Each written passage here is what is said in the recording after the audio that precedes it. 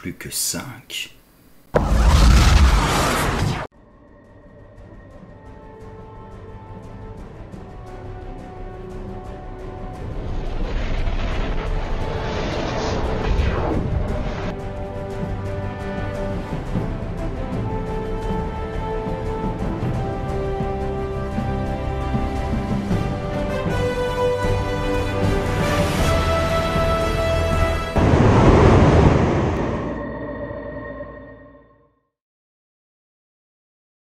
Bonjour, avant d'aborder Infinity Gauntlet, il faut un peu de contexte sur un personnage primordial de cet arc, Adam Warlock.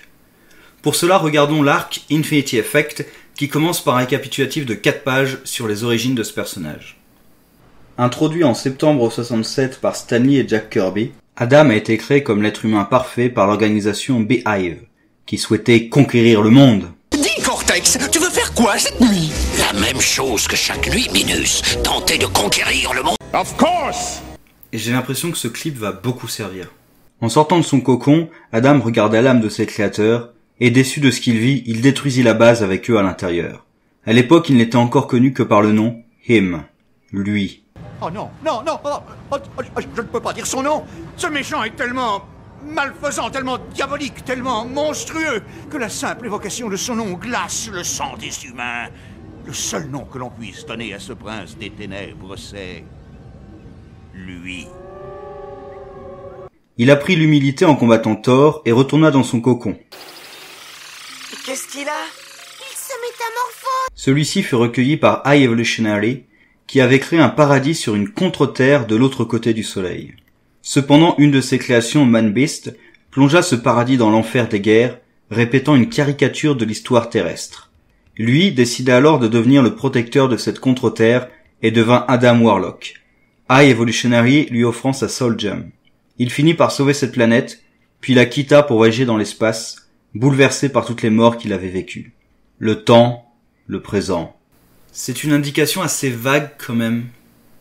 L'histoire se déroule dans l'amas d'étoiles d'Hercule. Warlock rencontre une femme fuyant des monstres et qui semble à sa recherche.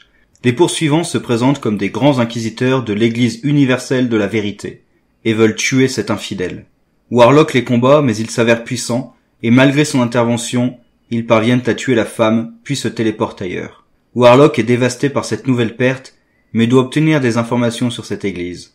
Il utilise alors sa Soul Gem pour amener un instant l'âme de la pauvre femme dans son corps froid. Elle lui parle de l'église universelle, qui convertit tout sur son passage, et extermine ceux qui refusent de croire. À sa tête se trouve le Magus. Celui-ci apparaît alors à Warlock et le plonge dans son esprit pour lui avouer la terrible vérité. Tous deux ne sont qu'une seule et même personne. Search your feelings, you know it to be true.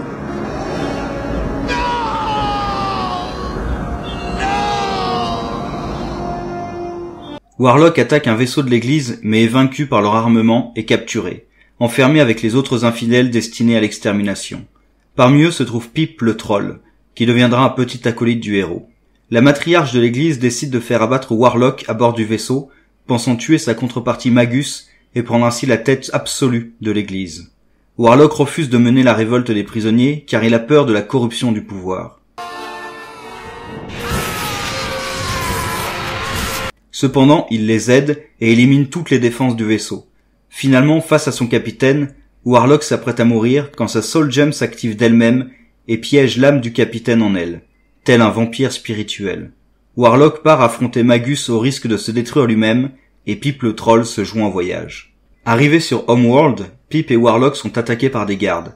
Après les avoir vaincus, Warlock doit se contrôler car sa Soul Gem veut absorber leurs âmes également. Il décide de retirer la gemme mais ce faisant il s'effondre et Pip le sauve en lui remettant cette Soul Gem sur le front. La gemme a absorbé une partie de l'âme de Warlock, le rendant dépendant à sa présence et l'empêchant ainsi de s'en débarrasser. La matriarche contacte Warlock, décidée à en faire un esclave plutôt que de le tuer, et lui dit pouvoir lui parler de cette gemme et de Magus. Warlock pensait que sa Soul Gem avait créé le Magus, mais la matriarche lui révèle qu'il est son soi du futur. Aussi elle ne peut pas tuer Warlock car Magus disparaîtrait et l'église avec. Elle décide donc de le capturer à la place. Ce qui n'aurait pas du tout le même effet de créer un paradoxe ? Warlock participe alors à une parodie de procès par la Grande Inquisition. Ce qui veut dire que j'agirai comme juge, m'assurant que ta destruction se fera suivant le strict respect de la loi. À ta droite, notre procureur. Il nous fournira des accusations bidons, des témoignages mensongers et des preuves trafiquées. À ta gauche, l'avocat commis d'office. Il te fournira le meilleur conseil légal possible, s'il peut rester éveillé. Face à ce procès truqué, Warlock devient foudrage. Et dans un moment de faiblesse, il commande la Soul Gem de voler l'âme du juge Krator. Warlock est plongé dans une simulation pour briser son esprit à l'aide de clowns. En réalité, c'est l'esprit de Warlock qui altère la programmation pour ridiculiser ses adversaires. La matriarche propose une autre voie, et les clowns le conduisent à la porte de la folie, seule issue du programme. Mais derrière cette porte, Warlock affronte la part d'ombre qui a donné naissance au Magus. Pip est approché par Gamora, une femme qui veut trouver Warlock pour savoir s'il peut vaincre Magus, et le tuer sinon. Ensemble, ils partent au secours de Warlock, et la simple vision de Gamora terrorise les gardes. Ils pénètrent les lieux, mais arrivent trop tard. Warlock s'est déjà libéré lui-même du programme sans leur aide, en acceptant que cette part d'ombre faisait bien partie de lui, comme tout le reste.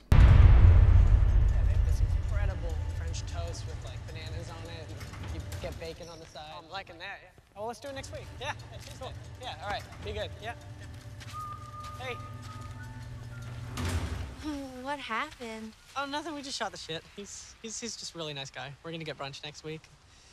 We actually have a lot in common. Le Magus se révèle alors à Warlock, affirmant que sa création est désormais certaine, de par le chemin emprunté par son soi du passé. Ah oui, cette coupe est vraiment le symbole du mal absolu. Magus affirme que les lois de l'ordre et du chaos ont prédestiné Warlock à devenir ce tyran. Pour le prouver, il prononce le discours d'Adam en simultané.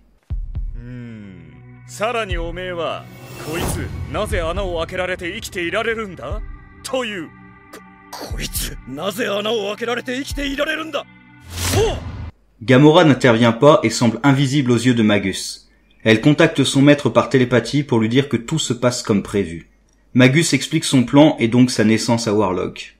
Il se lance dans un monologue, et quel crétin! Il va attirer l'attention d'une entité nommée In-Betweener, l'entre-deux, sur Adam. Ainsi, il le transportera dans son royaume entre la réalité et l'illusion, entre le temps et l'espace. Dans ce royaume, les forces du chaos et de l'ordre rendront Warlock fou, et il se réfugiera dans son cocon, mais ce dernier sera corrompu et deviendra finalement Magus. En quittant le monde du In-Betweener, Magus se retrouvera 5000 ans dans le passé et commencera son culte pour boucler la boucle. C'était extraordinaire. Tous les 2 ans, mes grands inquisiteurs, qui prêchaient paix et amour, dévastaient un monde, qui la plupart du temps pratiquaient la paix et l'amour.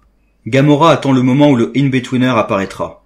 Magus étant tellement sûr de connaître le déroulement des événements, il ne perçoit même pas la présence de Gamora, qui ne devrait même pas exister à cet endroit et ce moment. Hélas, au dernier moment, Magus parvient à la détecter et arrête son attaque. Il envoie ses troupes pour occuper Warlock jusqu'à l'arrivée du In-Betweener, mais ce dernier est déjà en mauvais état. Sa volonté brisée par le futur qui lui a été annoncé, et les actes déjà commis en volant l'âme du capitaine et du juge. Le maître de Gamora apparaît alors. Thanos. What a twist! Il veut sauver Warlock car ses plans futurs ont besoin de lui, et de sa gemme. Thanos remet du plomb dans la tête de Warlock, et avec l'aide de Gamora, tous trois se battent pour s'échapper. Le Titan est séparé du groupe quand ils vont en sous-sol pour échapper à la foule. Dans ces souterrains, Warlock découvre la matriarche rendant son dernier souffle. À nouveau, la mort fait vaciller Adam, mais c'est Thanos qui le ramène à la raison. Il emmène le groupe avec lui dans son vaisseau, Sanctuary. Il pressent que Warlock commence à piocher dans la mémoire de Magus, car il reconnaît son vaisseau qu'il n'a pourtant encore jamais vu. Thanos révèle qu'il aura besoin de la Soul Gem dans le futur, et que Magus pourrait devenir une menace. Aussi, il a envoyé une sonde temporelle à travers le présent et le futur d'Adam, pour arriver à un plan. Il est allé chercher Gamora dans le futur. Backstory. Sa planète était pacifique et a refusé de se convertir à la religion de Magus, ce qui lui a valu d'être exterminé. Thanos a sauvé Gamora au dernier moment pour la former et la préparer à affronter Magus. C'était plutôt court comme backstory. Désormais, le plan du Titan est simple. Warlock doit se suicider et il est prêt à faire ce sacrifice. La Death Squad de Magus attaque le vaisseau de Thanos et barre la route à Warlock. Sa seule solution est donnée par le Titan, qui le pousse à utiliser sa Soul Gem pour aspirer les âmes des assaillants. Il utilise alors la sonde temporelle de Thanos pour voyager sur sa propre ligne temporelle et commettre un suicide cosmique. In-Betweener arrive. Il vit entre chaque concept, entre la vie et la mort, entre la réalité et l'illusion.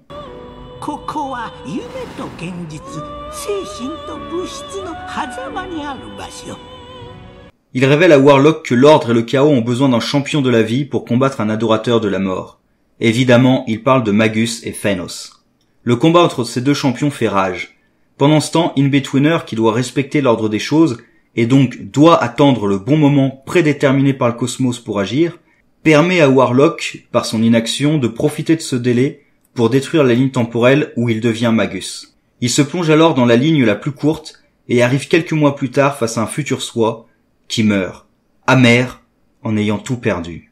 Warlock aspire ensuite son âme future dans la Soul Gem, s'assurant ainsi qu'elle ne pourra jamais devenir Magus.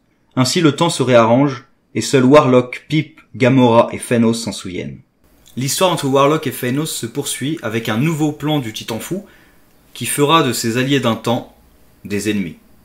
Leur affrontement en arrêt dans 2 numéros annuels ouvre sur une planète dévastée où Warlock retrouve Gamora. Elle rend son dernier souffle. Elle a découvert que Phanos, en bon adorateur de la mort, veut libérer l'univers de toute vie. Adam se place donc en champion de la vie pour l'affronter. Phanos, qui s'est présenté lui-même comme The Darkseid, est anti-vie.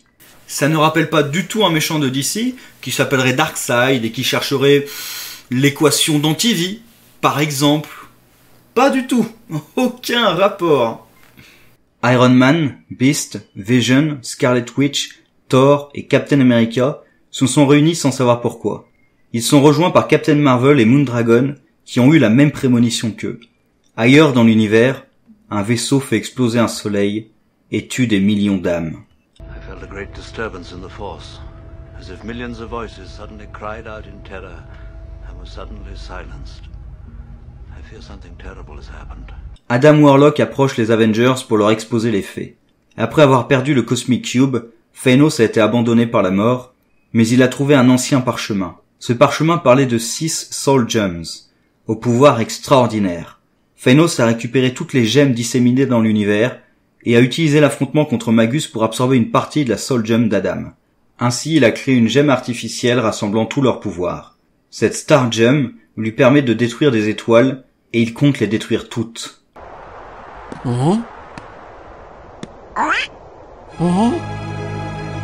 Regarde, une étoile qui s'éteint. Il espère ainsi regagner les faveurs de la mort. Ces informations viennent de l'âme de Gamora qu'Adam a pris en lui. Donc, après la conquête de l'univers, Phanos veut maintenant la destruction de l'univers. Of course. L'armada de Phanos est détectée dans le système solaire en direction de la Terre. Warlock a disparu et les Avengers prennent leur vaisseau. Ils découvrent l'armada gargantuesque de Phanos et ne sont pas de taille. Mais ils n'ont pas le choix. Ils doivent se battre. Iron Man et Thor attaquent de l'extérieur, tandis que les autres pénètrent dans le vaisseau Sanctuary et affrontent les forces du Titan. Captain Marvel trouve cela trop facile et arrive face à Warlock. Ce dernier a retrouvé son ami Pip, dont l'esprit a été détruit par Phanos. Il prend donc son âme dans sa Soul Gem. Les deux héros utilisent l'information apportée par Pip pour aller au vrai vaisseau de Phanos. Marvel désengage la Star Gem, bloquant l'arme du Titan. Ce dernier parvient alors à tuer Warlock, mais arrivent ensuite Thor et Iron Man. Tony parvient à détruire la Star Gem, poussant Phanos à la retraite. Alors qu'Adam meurt, son soi du passé arrive pour accomplir ce qu'il a déjà accompli et absorber son âme. Il se trouve désormais dans le monde de la Soul Gem, le Soul World, en paix enfin avec ses amis. La boucle est bouclée. Après sa défaite, Phanos se retourne contre les Avengers. Il parvient à les écraser et en profite donc pour tous les tuer. Bien sûr que non, vous êtes bêtes! Il les capture et les immobilise. Il ne peut pas reproduire sa Star Gem et compte donc utiliser la Soul Gem de Warlock pour faire exploser une ultime étoile, le Soleil, et donc la Terre avec, pour se venger des Avengers.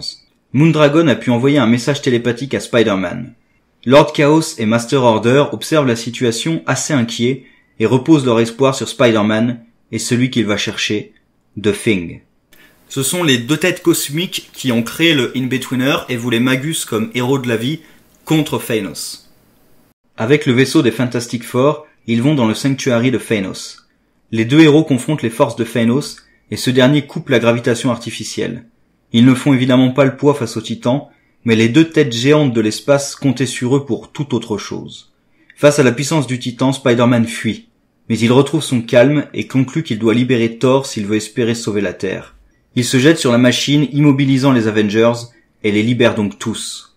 Il se jette sur leur ennemi comme un seul homme. Ensemble, nous nous occuperons de vous comme j'aurais dû le faire à l'origine. Le combat fait rage avec tous les Avengers libérés. Cependant, la puissance de Thanos dépasse encore de loin la leur. Les deux têtes géantes influencent alors Spider-Man pour qu'il libère la Soul Gem, permettant un ultime assaut d'Adam Warlock.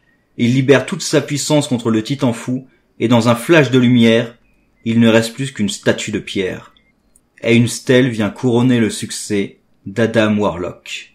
Et dans 1000 ans, il ne restera que des cendres et une plaque en mémoire du pauvre Jack. L'histoire d'Adam Warlock a le bienfait de se contenir en elle-même en expliquant suffisamment les origines du personnage pour ne pas avoir à tout lire sur lui et profiter de l'histoire. Les histoires de voyage temporel, d'ordre et de chaos cosmique sont un petit peu perchées, mais le voyage du personnage lui-même et sa progression psychologique sont intéressants à suivre. De plus, la boucle temporelle qui se referme est tout à fait cohérente. De son côté, Thanos échoue encore et encore, car malgré les 1000 occasions qu'il a de tuer les héros, il ne le fait pas. Certes, ce point sera utilisé et expliqué dans Infinity Gauntlet, mais c'est assez agaçant tout de même. Donc la prochaine vidéo concernera Infinity Gauntlet, et sur ce, au revoir.